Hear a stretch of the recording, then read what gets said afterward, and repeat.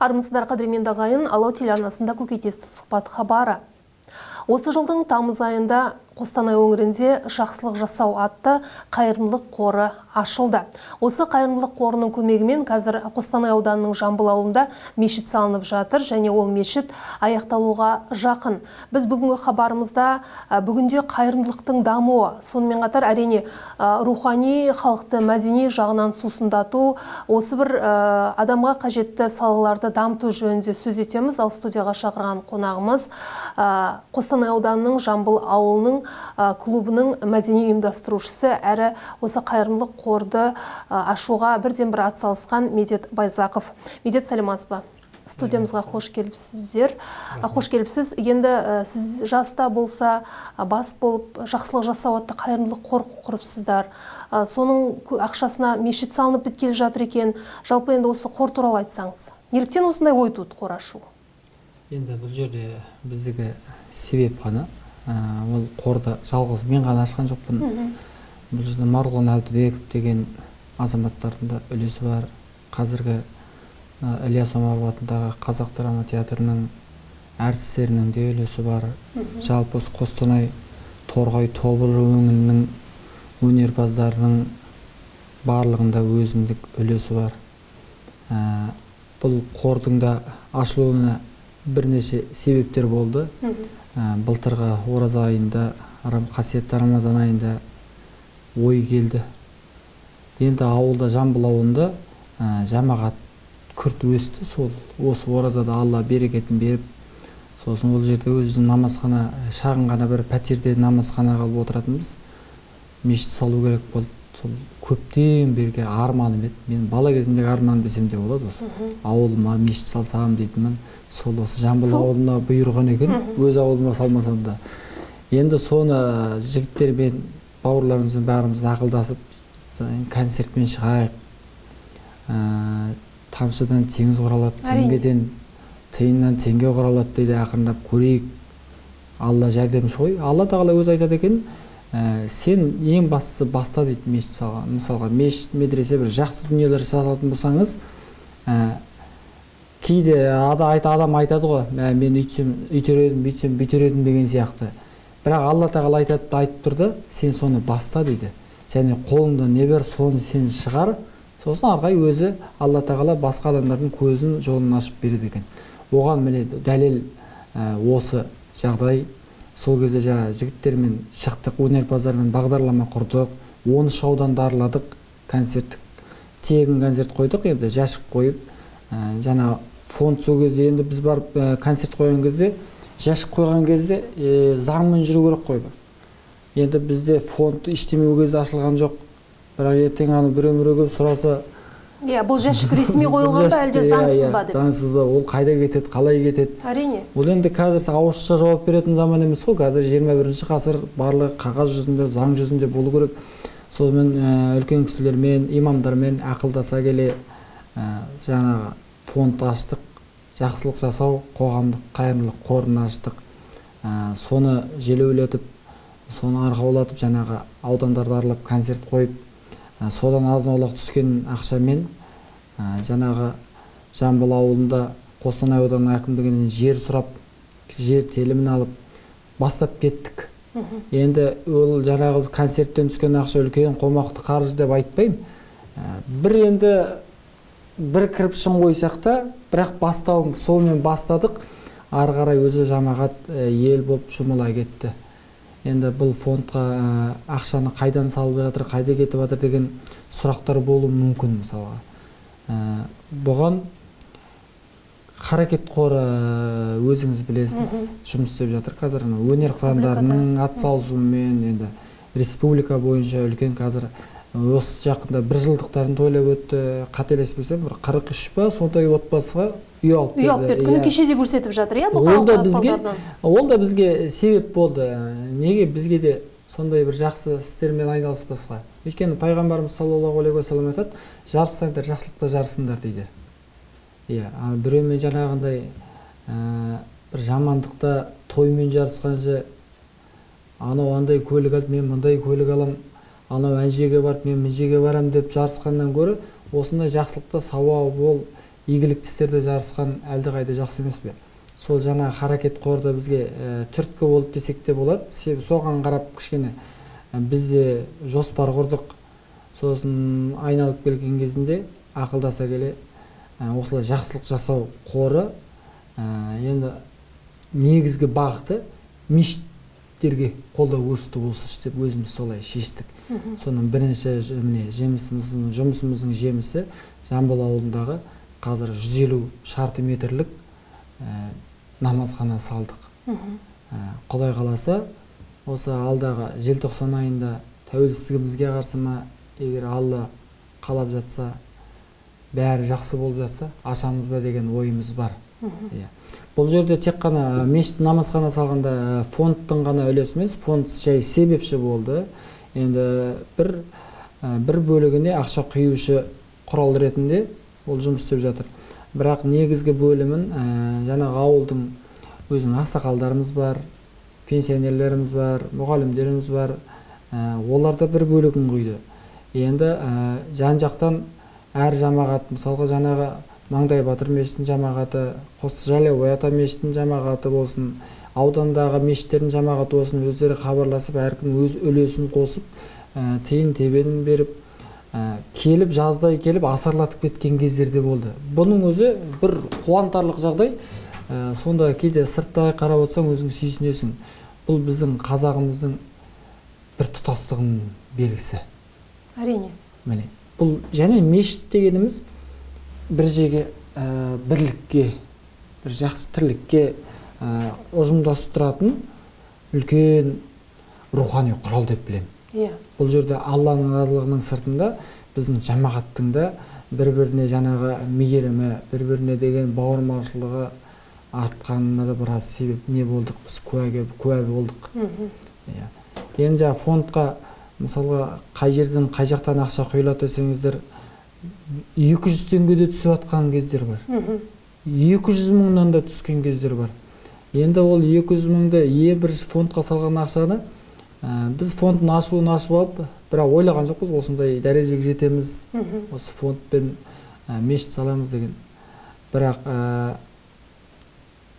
бізге үміт сыйлаған Атырау облысы Құлсары қаласында бір азаматша кісі бар. Енді ол кісінің атын айтып түстемей қояйық. Ол кісі өйткені жақсылық жасасаң оң қолың берген садақаң сол қолың көрмесін деген ол кісілер өзін жарнамалағанда қатты ұната қоймайды. Бірақ шын ризашылығымды айта кетсем болады. Бастап 200 мың салды сол кісі. Артынан апта сайын 5 мың, 10 мың, 20 мың, 50 мың, 100 мың сөйтіп салып тұрды. Енді әзілдей кететін болсақ, қазір бір апта ол кісі салмаса, бір түрлі ол кісі маған қарыз адам сияқты сенседі екен. Үйреніп қалған жақсылыққа тез үйренеді адам, е? Жақсылыққа әрине тез үйренеді. Апамыз осы аптада көрінбей кетті ғой. Жаңағы маған бір қарыз адам сияқты, берешек адам сияқты сөйтіп сезініп қалады екенсің. Алла разы болсын ол кісіге. Алла ол кісінің отбасына берекетін берсін, екі дүниенің жақсылығын берсін, нығметін берсін. Ол кісінің берген жаңағы қаражатын Алла тағала өз отбасына игілігіне 10 есе 100 есе қайтарсын. Енді нақтылап жаңағы фактімен айта кететін болсақ, сол кісінің фондқа салған ақшасы 1 миллион. Жаңағы бөліп салған ақшасы қазір санаған кезде миллион болады. Ал енді ол кісі Жамбыл ауылы түгіл Қостанай облысына келмеген кісі. Көрмеген адам. Көрмеген кісі. Енді Алла қаласа ашылуында шақырамыз деп отырмыз. Ол кісінің де жаңағы контактілерін бәрі интернеттен қарап тауып алып байланысқа шықтым, рахметімізді айттық. Енді Құдай қаласа айттым, ашылған кезде лентаның бұрышын өзіңізге сесіз деп. Енді дәм бұйырса келеміз деп отыр. Сол сияқты кәсіпкер ағаларымыздан да көмектер болып жатыр азын-аулақ. Мысалы жаңағы өзіміздің Жамбыл ауылының да орыс ұлты басқа болсын, орыс болсын, неміс болсын, украин болсын, қазақ болсын, бәрі сырт қалып қойып жатқан жоқ, тыс қалып жатқан жоқ. Әркім қолынан келгенше көмегін беріп жатыр. Алла баршасына риза болсын. Алла алдынан жарылқасын. Пайғамбарымыздың бір хадисі бар ғой. Кім деген осы дүниеде құстың ұясындай болса да кішкентай мешіт салатын болса, Алла тағала оған жәннаттан бір жай дайындайды дейді. сондай бір осы дүниеде салған мешіттің секілді жәннатта да алла тағала сізге сондай мешіт дайындайды екен. Тағы бір хадисінде пайғамбарымыз айтады, алланың ең жақсы көретін елді мекендері мешіті бар қалалар дейді. Енді қалалар дегенше ауыл, аудан бәрі кіре береді ғой ішіне. Егер жаңа бір ауылда, бір ауданда мешіт болмаса, ол жерге алланың рахымы түсуі түспеуі екі талай. Ал мешіті бар жерге алланың рахым нұры түседі. Неге? Өйткені адам аллаға байланысқа сол жерде шығады. Жаңағы мешітке барып дұға қылады, сәжде қылады, алланың алдында дәрменсіз құл екенін сезінеді. Ал аллаға ол ұнайды. Расында да бүгінде мешіт тек қана мінәжат ету, құран бағыштау, аллаға құлшылық ету орны емес. Біз күнделікті өмірден көріп жүрміз. Мәселен, қалалық мешіттің жанынан өтіп бара жатсақ, таң атпай адамдар ағылады, сыртында адамдар толып тұрады, қыс болсын, жаз болсын. Демек, мешіт бүгінде әңгіме дүкен құру орны, бір-бірімен шүйіркелесу орны, бір-бірінің назын, қуанышын айтатын орынға айналып бара жатыр тіпті.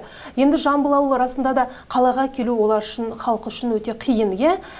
Қазір біз білеміз, мешітке келушілердің, Алла жолын ұстанушылардың саны көбейіп келе жатыр. Шүкір. Иә, бұл енді үлкен бір сауапты іс арасында да. Енді сіздерге сенді халық. Солай ғой? Иә, сенді. Сенбесе, онда қолындағы жалғыз соңғы тиын әкелмесе ғой. Әрине. Алла разы болсын ол кісілерге де. Енді осы қордың жұмысы болғаннан кейін оны есеп беру жағы болады. Мына ақша мынандайға кетті. Мәселен, мына мешіттің құрылысына осындай қаржы шықты деген бір есеп бересіздер ме халыққа? Иә, калькуляция бәрі жүріп жатыр қазіргі уақытта. Қазір қай ақша қайда кетті, не алынды, не қойылды, қай жерге не төленді, оның бір калькуляция дейді ғой, жаңағы бухгалтерлік не дейді ғой. Сол секілді өзіміздің жаңағы журнал нелеріміз бар. Барлығы тортылған, әр тиынына дейін, әр суммасына дейін, қайда бөлінгені барлығы есептеулі. Бүгінде мешіт шамамен әрине шаршы метріне байланысты қаншаға шығады мешіт салу? Енді жаңағы 150 шаршы метрлік мешітке дәл осы уақытта қарап отырсам, енді мысалға бізге тегін келген дүниелерді көп болды. Мысалға бір кісі 2 тонна цементін әкеп берді, бір кісі төбесіне жабатын бүкіл ағашын әкеп берді тегін. Мысалы, осы секілді тегін дүниелердің бәрін есептеп, өткенде бір жай көрдім, қанша болады екен деп. Деді 6 миллионға барады екен. 6 миллионға. Жаңағы бүкіл материалын бәрін қосқан кезде 6 миллион, соған өзім жоғалаймын, 6-7 миллионға бір ауылда әдемі 150 шаршы метрлік намазхана мешіт салуға болады. Қорықпай салуға болады. Енді осы жақсылық жасау қайырымдылық қорының алдағы жоспары, мешітті салып біттіңіздер делік. Одан кейін қордың жұмысы немен жалғасады? Енді одан кейін жаңа сөздің басында өзім айттым. Бұл жаңа қарекет қоры үй алып берумен айналысса, жақсылық жасау қоры бұл жаңағы ауылдық жерлерде мешіт намазханалары соғу, сосын немесе жаңағы бір көмекке зәру мешіттер көп қой қазір. Бізде зайырлы мемлекет болғаннан кейін біздің мемлекет тарапынан өте қатты ақша бөліне қоймайды мешіттерімізге. Біздің мешіттеріміз болсын, имамдарымыздың барлығы Алла халықтың садақасымен күн көріп отыр. Ол әмбегі аян, ешқандай жасырын емес. Сондықтан да сол бағытта жұмсаймыз, сол бағытта жүреміз деген алдындағы өзіміздің жоспарымыз бар. Құдай қаласа қазіргі уақытта 1-2 ауылдарда бар ұсыныс жасап жатқан, осы Жамбылдан кейін бізге салайық мешітті деп. Енді ол кісілерге айтам, жамағаттарыңыз, Жамбылдың жамағатындай жамағаттарыңыз болса, мен салам деп тұратын. Сосын жаңағы басында, ауылдың басында 1-2 ұйымдастырушы адамдар болса, біз онда бағытты сіздерге бұрамызды, Құдай қаласа сіздерден мешіт саламыз, намазхана саламыз не болмаса. Сондай жоспарлар бар. Енді Құдай қаласа қазір 1-2 ауыл бар, оларға да жаңағыдай тапсырмалар беріліп қойдық. Жаңағы өздері егер жаңағы белсенділік танытып бізге шынайы салу керек деп өздері құлшынып жатса, Құдай қаласа аттың басын солай бұрамыз. Әйтпесе қазір кімді қай қазақ түртіп қалсаң да бәрі де мешіт салғысы келеді, бірақ үйде жатып алып ауызбен салатындар көп. Бізге де мешіт салу керек дейді, бірақ біреу әкеп салып бермесе отыра беретін. Бізде өзі біреу бастамаса қалған қостамайтын халықпыз ғой. Мысалы, жақсылық дүниеде қашанда да біз ең бірінші мысалға жаңа концерттік бағдарламамен шыққан кезде өзіміздің жанымызда жүрген әріптес бауырларымыздың өзі қазір мойындайды, айтады, мен осыған сенген жоқпын дейді. концертпен жүріп ақша тауып мешіт саламыз дегенге сенген жоқпыз дейді. Енді артынан фундаментін көтеріп, қабырғасын көтерген кезде ғана бастарын шайқады. Сөйтсек Алла ниетке береді деген ғой деп міне. Сол сияқты мысалы қазір әрбір ауылдық мекендерде мешіт салғысы келетіндер көп, бірақ көз қорқақ, қол батыр дейді. Егер жаңағыдай алғаш қадам жасап, бір кірпішін болса да қойсақ, мешітті міне бастадық деп, арқай Алла өзі салып береді екен. Біз мешіт сала бастаған кезде бір 500 мыңмен ғана бастадық. Басқа ақша жоқ. Бірақ сол 500 мыңмен фундаменттен бастап кеттік. Фундамент біткенше анасы келді, оны біткенше мынасы келді. Сөйтіп шүкір, тәуба, бір қаржыдан мешіт тоқтаған жоқ. Қазір 4 айда, Құдай қаласа 4 айда міне салып шықтық қой, бір қаржыға тіреліп тоқтап қалған жоқ. Әкімшіліктен жер берген кезде бізге айтады, ақшаларыңды көрсетіңдер. Әйтпесе білеміз, мешіт салатындарды ертең 10 жыл тұрады. Спонсор жоқ, спонсорларың бар ма? Спонсор да бар, ақша да бар, шотта жатыр, 1-2 миллион шотта жатыр деп енді өтірік айтуға тура келді сол кезде. Өйткені жер телімін алу үшін.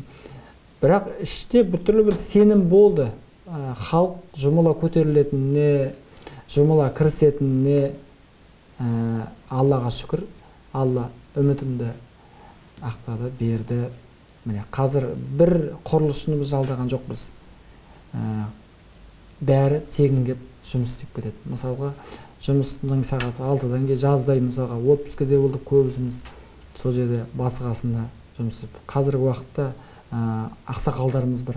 81-дегі ақсақалымыз бар. Таңертең барсаңыз, кешке барсаңыз, соның ішінде жүреді. Мешіттің отымен кіріп, күлімен шығып. Мейрам ақсақал деген кісі бар. Алла ол кісіге разы болсын. Кәмеш деген ақсақалымыз бар. Сол жерде мешіттің басы-қасында бас құрылысшысы да солар, бас архитектурасы да солар. Міне сол кісілерге Алла разы болсын. Осындай жамағат болса, осындай ақсақалдар болса, өзіміз сияқты қиындығына мойымай кіріп кететін, көз жұмып қойып тартып кететін жастар болса, онда қай ауылдан болса да мешіт салуға болады. Ал 7 миллион деген бір байдың тойынан да артылмайды ғой. Бір байдың бір той емес, бір жай отырысынан да артылмайтын ақша 7 миллион деген. Ол 7 миллионның да көлігін мініп, күндігі перчатка сияқты ауыстырып, қолғап сияқты ауыстырып жатқандар да бар.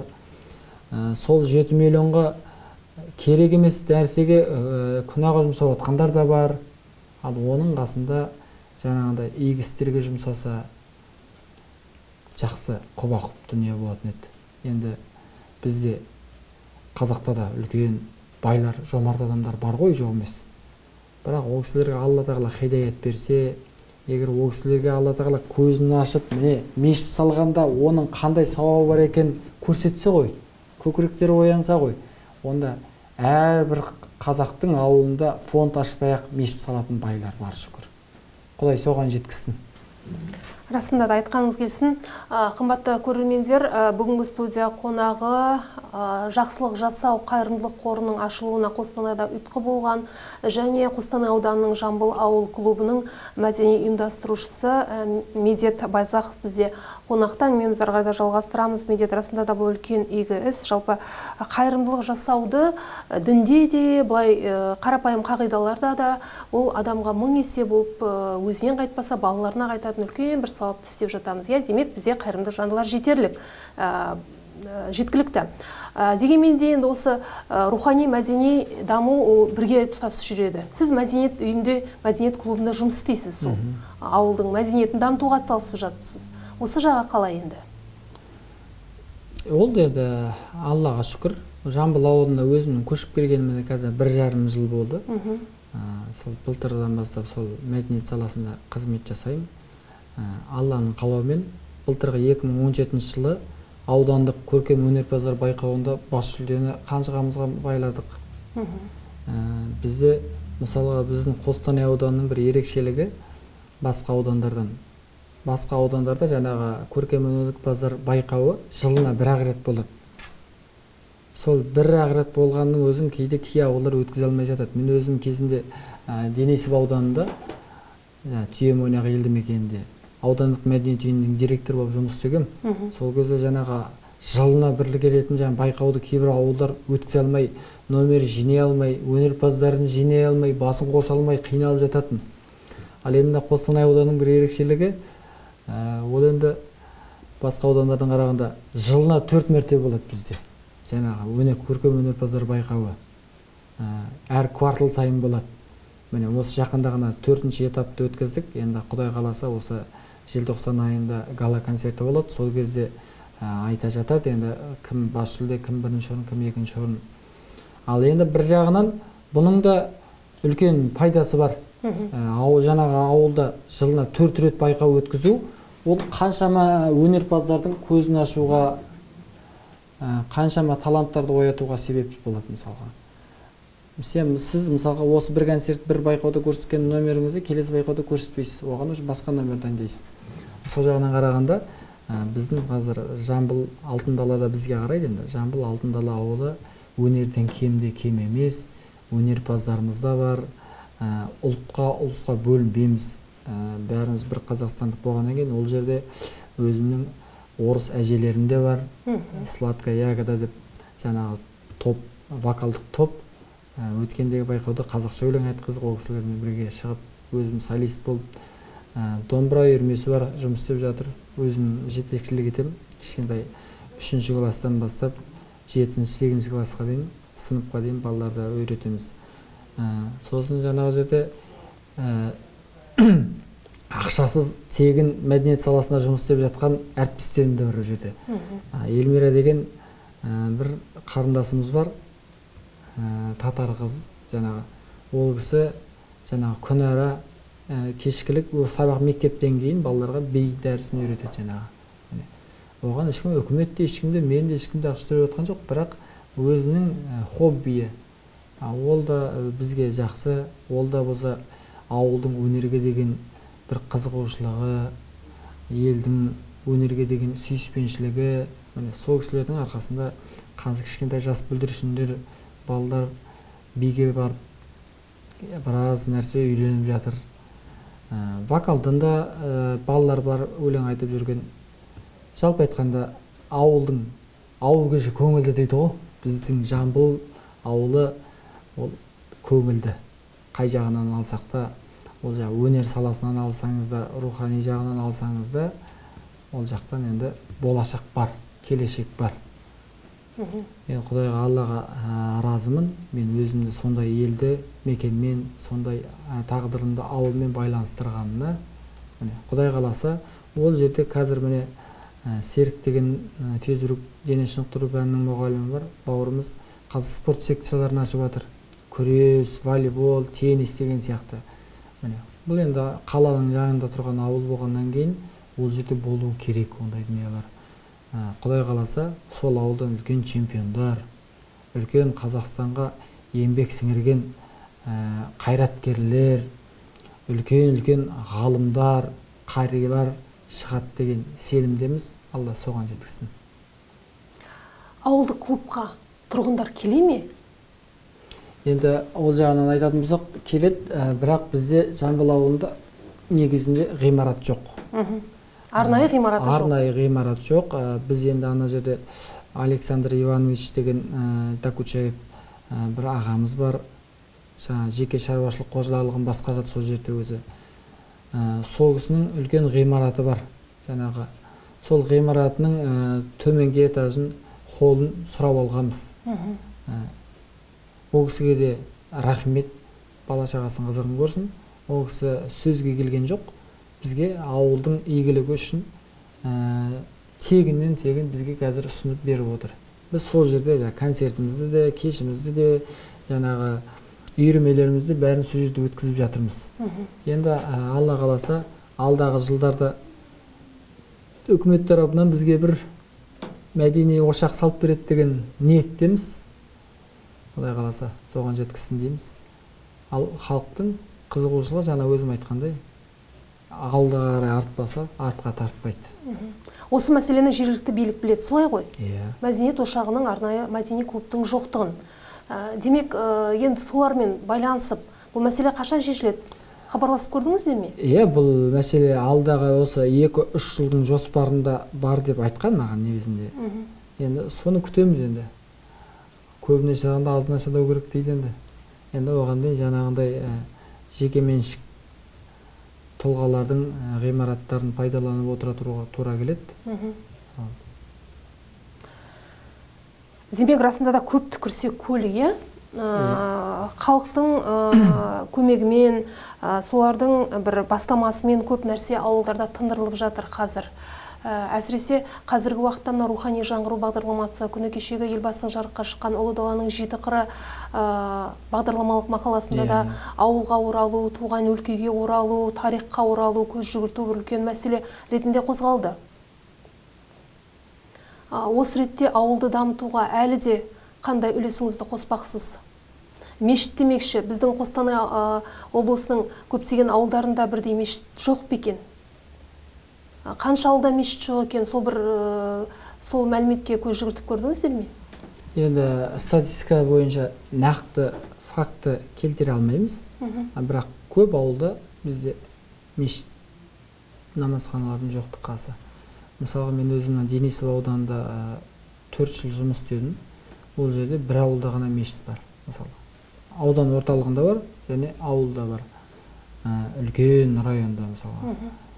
Ал ар жағында Қамысты ауданын алатын болсақ, ол жерде Қамысты аудан орталығында ғана мешіт бар, ауылдарында мешіт жоқ. Ал мынау біздің Қостанай ауданында қателеспесем, Қазақстан ауылында бір намазхана бар. Семенов ауданында намазхана бар.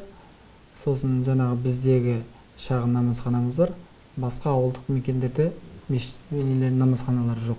Осы сияқты қарап отырсаңыз, әр аудандарда сондай жағдайда ғой енді. Енді кейбіреулер қазіргі заманда өзі Құдай бетін аулақ қылсын, діннің атын жамылып, қой терісін жамылған қасқырдай жаңағы діннен елді алыстатып, үркітіп жатқан адасқандар жоқ емес бар. Солардың кесірінен халықтың, елдің дінге деген, мешітке деген көзқарасы кішкене артқа қалып қойған сияқты сезінеміз. Ал негізінде Абай атамыздың өзі айтады ғой, баламды медресеге білдеп бердім деп. Мысалға, біздің кешегі ахаң-жахаңдардың өзі, кешегі бейімбеттердің өзі, мағжандардың өзі, қай-қайсысын алып қарасаңыз да, бірінші білім ошағын медреседен алған. Бір алғашқы тәрбиесін сол жаңағы молдалардан алған.